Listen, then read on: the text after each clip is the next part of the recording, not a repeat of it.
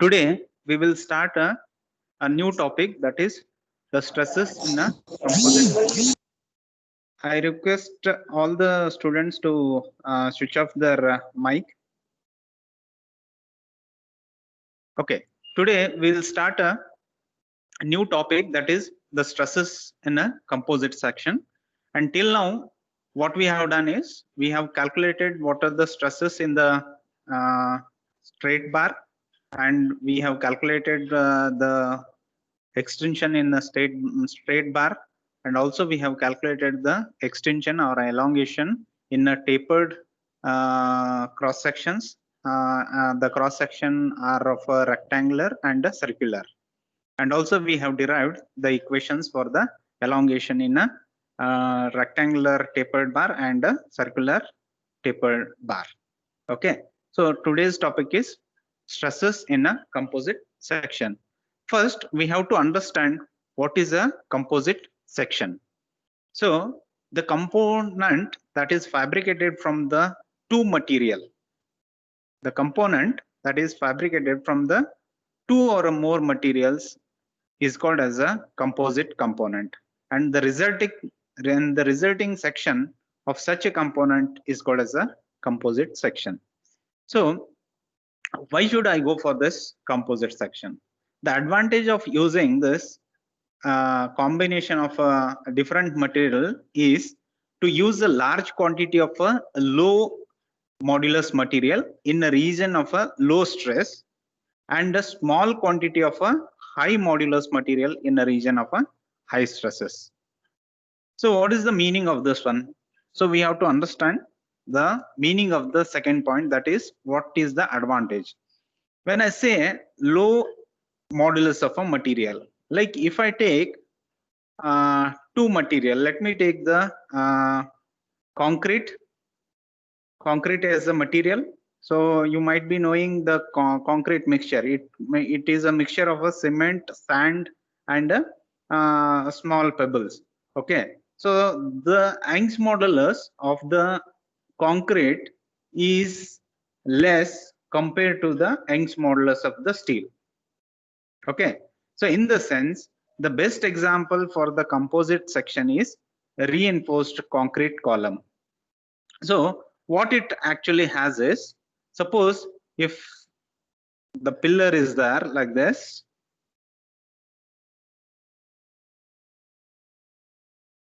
or you can take a beam also. So this is a pillar, and it is having a two different material, right? One is the concrete. Concrete is a mixture of some sand, cement, and the small pebbles, and also they have steel rods in between. If you have seen this concrete block, you might see this steel bars. The screen is not visible, sir. Inside. Hello, sir. Hello. Sir, screen is not visible, sir. Oh, 1 second.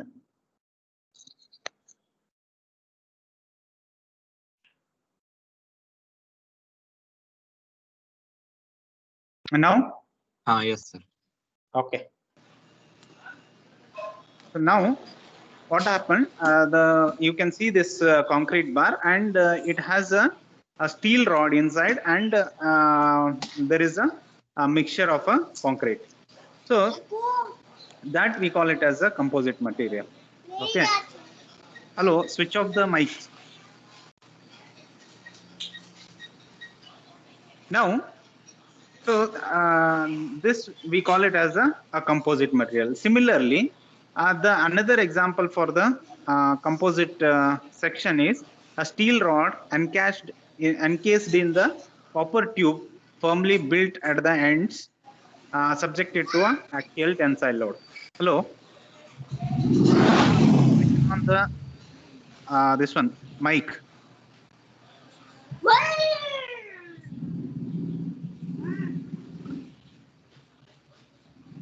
Jishan. Okay.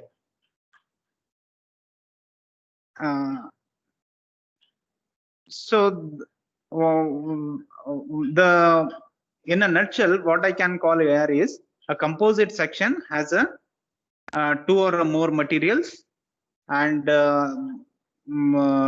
they have a different Young's modulus, and based on the requirement, we will be using the material appropriately. And the example for the composite sections is a reinforced concrete column and a steel rod encased in a copper tube firmly built at the ends, subjected to a axial tensile load.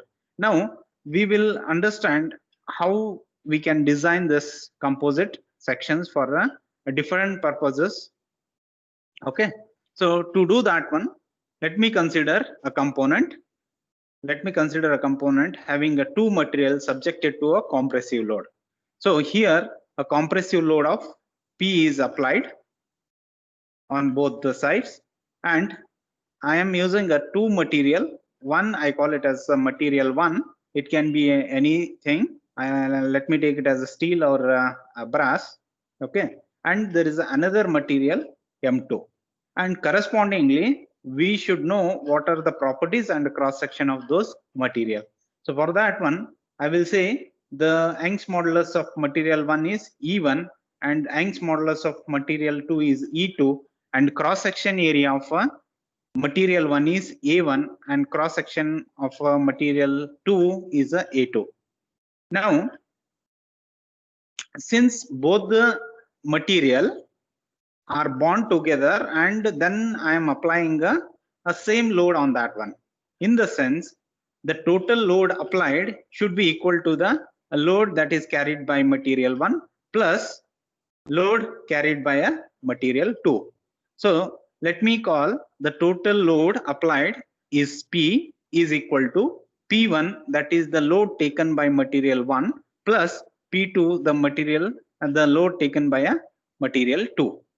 So now if I write in a mathematical form, total load P can be written as sigma 1 into A1 plus sigma 2 into A2. This sigma 1 and sigma 2 are the stress that are generated in a material. Now if I balance this equation, so force is in Newton. If I say P1 is equal to, I have taken what is the stress that is induced in the material. Let me call it as a sigma 1, and I know what is the cross section area of the material 1. So I will write force P1 is equal to sigma 1 into A1, and this sigma 1, it has the unit of a stress is sigma 1, that is Newton per mm square, and into area, that is also Newton per mm square. If I cancel each this mm square and mm square, again I will be getting what is called as the force that is taken by the material 1. So this is how the equation is balanced. So you should understand why I have taken this P1 is equal to sigma 1 into A1. So this is nothing but the force that is taken by the material material 1. So that is represented as sigma 1 into A1. Similarly, the load that is taken by material 2 can be represented as sigma 2 into A2, where sigma 2 is the stress induced in the material 2 and A2 is the area of a cross section of the material 2. Okay. Now, if I want to design a composite structure, I should take care of something like the component as a whole should be designed such that the strain in both the material should be same. This provide the relative moment of the between the two material. Like suppose if I take a material 1, see this is let me take it as a steel. So it has some Young's modulus. Okay, and let me take another part. I will say this as a plastic. So obviously, if the strains are not same in both the cases, if the strains are not same between in the steel and the plastic, then if I apply some load, say some load on the plastic, I will say P1 and some load on a P2, then depending upon the load P1, it will undergo some deformation, right? So since the Young's modulus of the plastic is less, so it will undergo more deformation than the deformation in the steel, because the steel has a high Young's modulus. But if that happens, there will be a friction that will be generated between this steel and the plastic at the interface of this. So at the interface of steel and a plastic, due to the unequal strains, there will be relative motion, and the relative motion leads to the friction, and that should not be there in the composite section. If that is there, then due to the shear force that is developed, the design will fail, or the structure will fail, or the composite section structure will fail. So what is the condition that I have to take care while building the composite sections or composite structure? The strains in both the material should be same. In the sense, the strain in the material 1, E1, should be equal to the strain in a material 2, E2. So this has to be taken care. So this becomes a condition while designing the composite section. So let us go ahead and understand how to maintain this strain. E1 should be equal to E2. So if I take the strain or epsilon is equal to stressed by Young's modulus, okay, or I call it as E.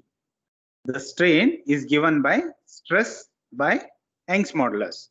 So in the sense, sigma 1 by E1, the stress that is developed in a material 1 divided by its Young's modulus E1 should be equal to sigma 2, that is the stress developed in a material 2 divided by the Young's modulus of that material 2.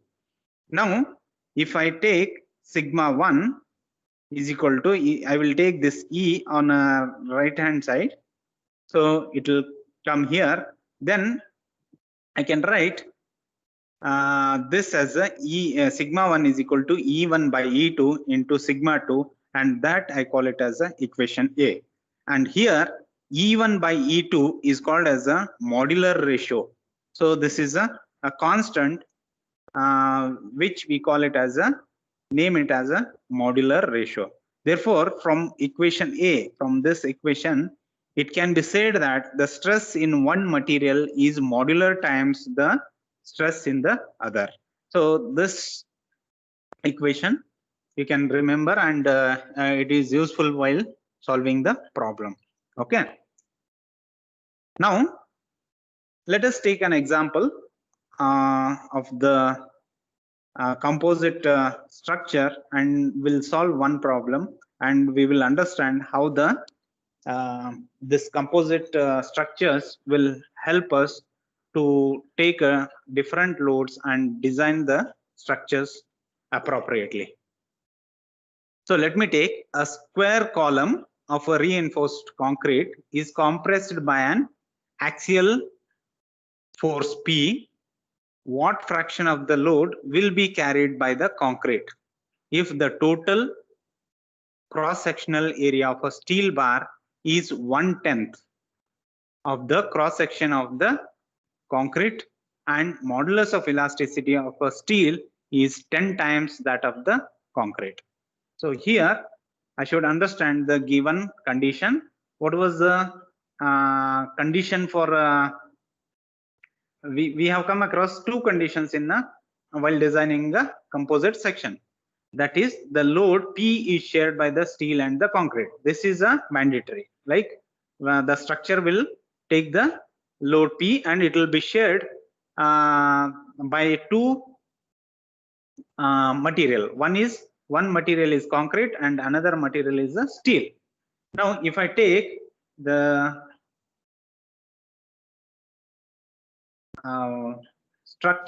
composite structure of a concrete, so let me take it as a block, a square column reinforced concrete. So this is a concrete, right? So here there will be a granulars, and we call it as a concrete mixture. and on top of that there will be a steel rods. So let me take some 4 steel rods, and these will be running throughout, right, throughout the steel like this. So in the block the steel rods will be running from top till the bottom. So in the sense, when I apply a load of P on this one, I will apply a load of P on this one. This load is shared by the concrete as well as the steel. So that should be equal to a capital P. Now, what is the force that is taken by the concrete can be written in this way. I will say sigma C.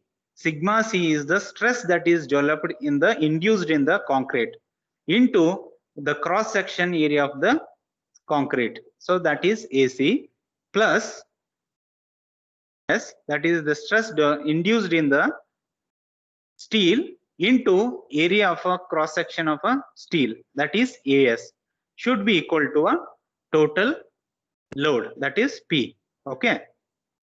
So now I call this as a force that is taken by the concrete. I call it as a PC plus the force that is taken by the steel. I call it as a PS, should be equal to a total force, that is P. So that I have represented in this way. Now, what is the given condition he has given? As per stated in the problem, sigma C into AC I will write as it is plus sigma S, the stress developed in steel, into this AS, area of cross section, AS is written as AC by 10. Why? This is the condition given in the problem statement. What he has given? The total cross sectional area of a steel bar is 1/10. 1/10 of the cross sectional area of the concrete. So this is a area of a concrete AC. So AS is 1/10. So I will take AS is equal to AC by 10. So that I have substituted here. So that is equal to P. Okay. Now again simplifying this one, I can write sigma C, that is stress in a concrete, into AC, area of a concrete, plus here I have written 10 sigma C. So in the sense I have substituted sigma S is equal to 10 times the sigma C. How we have arrived at this one can be is illustrated here. So as per the rule, as per the condition for the composite section, the strain in a concrete should be equal to the strain in a steel. So sigma C divided by EC equal to sigma S by ES. So sigma C by EC is equal to sigma S by 10 times EC. So this is again a given condition. Modulus of elasticity of a steel is 10 times of that concrete. If EC is the Young's modulus of a concrete, then it is 10 times the Young's modulus of a ES steel is 10 times of EC. So I will substitute that ES is equal to 10 EC. Then after simplification, this EC and this EC gets cancelled. So sigma S is equal to 10 times of that. So this 10 goes here and it is written here. So in the sense, this sigma S can be taken as 10 times the sigma C is equal to P. Now, if I take this one, this 10 and this 10 gets cancelled, and sigma C into AC plus sigma C into AC is equal to 2 sigma C into AC is equal to P, or sigma C into AC is equal to P by 2. So that's the thing I have written here. Now what I have indicated initially, this sigma C into AC is nothing but the force that is carried by the concrete, right? Because if you remember the suffix, I have written as C and C. So in the sense, this is the force that is carried by the concrete. So what is the force that is carried by the concrete now? As per this equation, is equal to P by 2. Suppose if I apply a 100 Newton force on a concrete, then the force that is carried by the concrete is 100 by 2, that is 50 Newton, and rest 50 Newton is taken by the steel. Now you can understand why we are introducing the steel bars in a concrete. Okay, understood? Now let me go for another problem similar to that one. A composite section comprises of a steel tube of 100 mm internal diameter. So I'll take a steel tube. Let me take this as the internal diameter and 120 mm as the external diameter. So this is a tube, right? So I call this as a steel tube.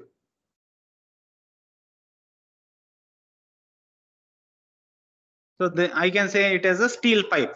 Let me call it as a steel pipe. Now what he has given? He has given this data. The internal diameter, that is this diameter, he has given as 100 mm. And external diameter, that is outer diameter,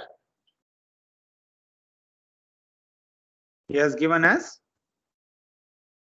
120 mm. Now, this steel tube is fitted inside a brass tube. On top of this, there is another tube. So this steel bar I have shown here. This is the steel bar. Okay, this part. So this is a steel. Similarly, now there is a steel bar here, steel tube here. On top of that, this is fitted inside the brass tube. In the sense, on top of that, there is another tube whose internal diameter is 140 mm and external diameter is 160. So this is 160 and this is 140 and this one is 120 and the inside is 100. Okay, now this is how it looks like. So there is a tube inside. So that I have shown here. If I cut this, I'll be getting this side cross section area. So this is a side cross section. This is brass and this is steel. Okay, and they are fitted in with a certain package externally by some two circular plates like this, so that I have to take care of the strains, because the strains in both the steel and the brass should not be different, they should be same. So that to meet this condition, I am this brass and steel are encased in this, in between these two plates, and then I apply the load of 500 kilonewton is applied and it is compressed. Now the assembly is subjected to a compressive load of 500 kilonewton. Find the load carried by each tube. So I have to calculate what is the load that is carried by the tube, both the tube. And second thing, what I have to do, I have to calculate the stresses generated in them and the length of the tube. Like the length of the tube he has given us 1500 mm. Okay, so let us solve this. So first what I have to do here is calculate the area of cross section, area of a cross section of a steel tube is equal to, I can write pi by 4 d square, right? There are two diameter, that is internal and external diameter. So I have to take d2 square minus d1 square. So that is nothing but the outside diameter of the steel tube is 120, the square minus 100, it is the internal diameter of the steel tube, 100 square. So upon calculation, I will get the area as 3455.75 mm square. So this is a cross section area. Similarly, area of cross section of brass.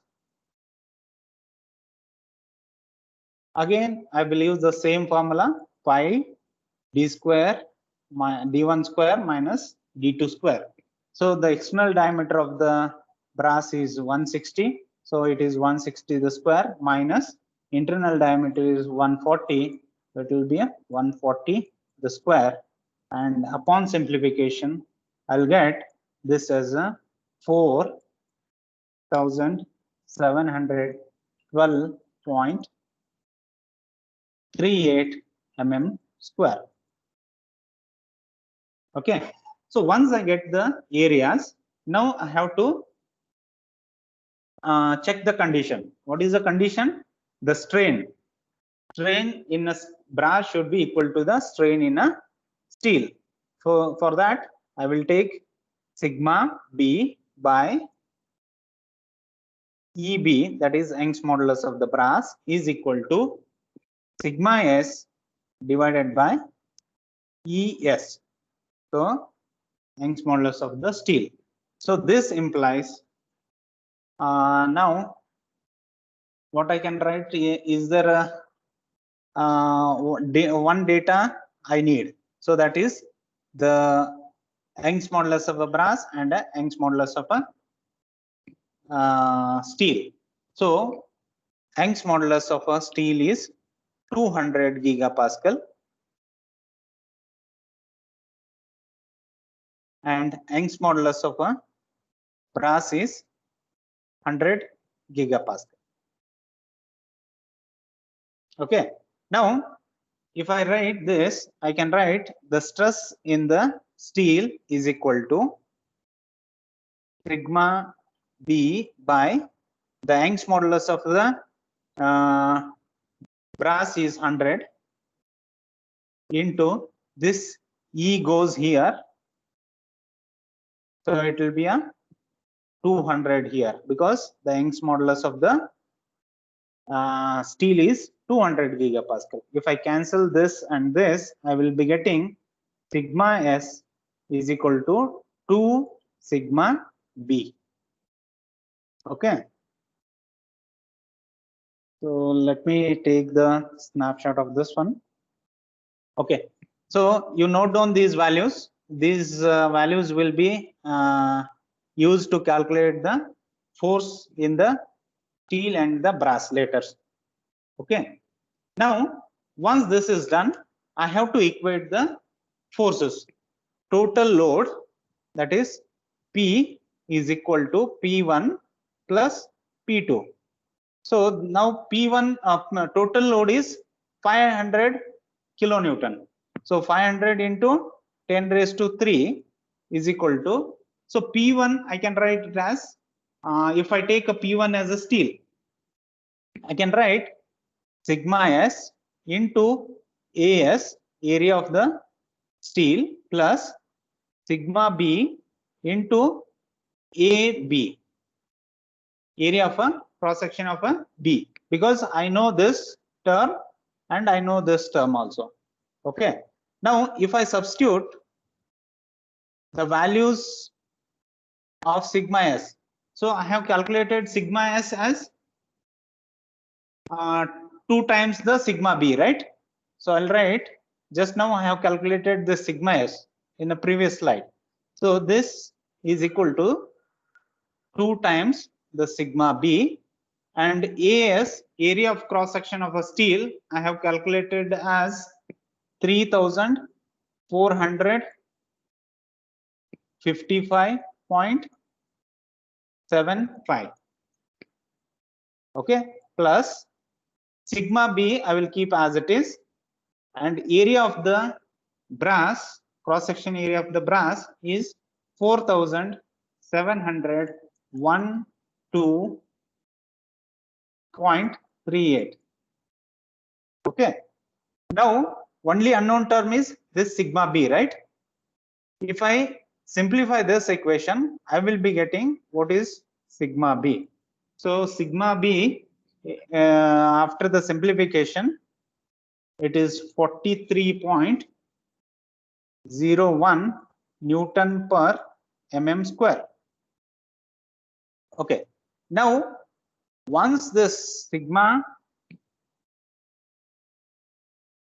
b is calculated, I can calculate sigma s, because sigma s is equal to 2 into sigma b. So that is equal to 2 into 43.01. So sigma s is equal to it will be 86.02 Newton per mm square or megapascal. Both the units are same. Okay. So once I find the stresses that are developed in a brass and a steel, I can calculate what are the forces that are taken by the steel and bar, because we have a area, we have calculated area and stress. The multiplication of the product of stress and areas will give the forces. Okay, so that can be written as P1, or I will call it as a PS, is equal to the force that is taken by the steel, is equal to sigma s into AS. So that is equal to sigma s, we have calculated it as 86.02 into area of a steel is 3455.75. Okay, so after simplification, the force can be, and the force taken by the steel is equal to 297.26 kilonewton. This is a load taken by the steel. Similarly, PB, that is force taken by the brass, sigma B into cross section area of the brass is equal to, this sigma B is 43.01 into area of this is 44,712.38. So after simplifying this, the force taken by the brass is equal to 202.68 64 kilonewton. Okay. Now, just to cross check whether our results are right, the total P should be equal to PS plus PB. the total load was 500 kilonewton is equal to PS is 297.26 plus 202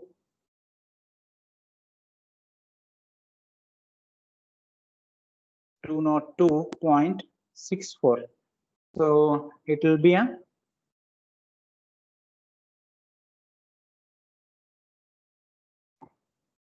9.994.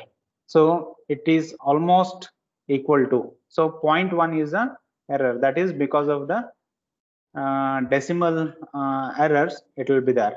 So in the sense, total load is equal to the 499.9, which is almost equal to a 500. So hence, whatever the calculation we have done is right. Okay. So this is how you can calculate the stresses in the composite wall or composite structure. It can be a force calculation, it can be a stresses, or it can be a strains. So with this, we have completed the calculation of stresses in a straight bar, composite walls, and also the stepped bar. Okay. So if you have any question, you can ask me.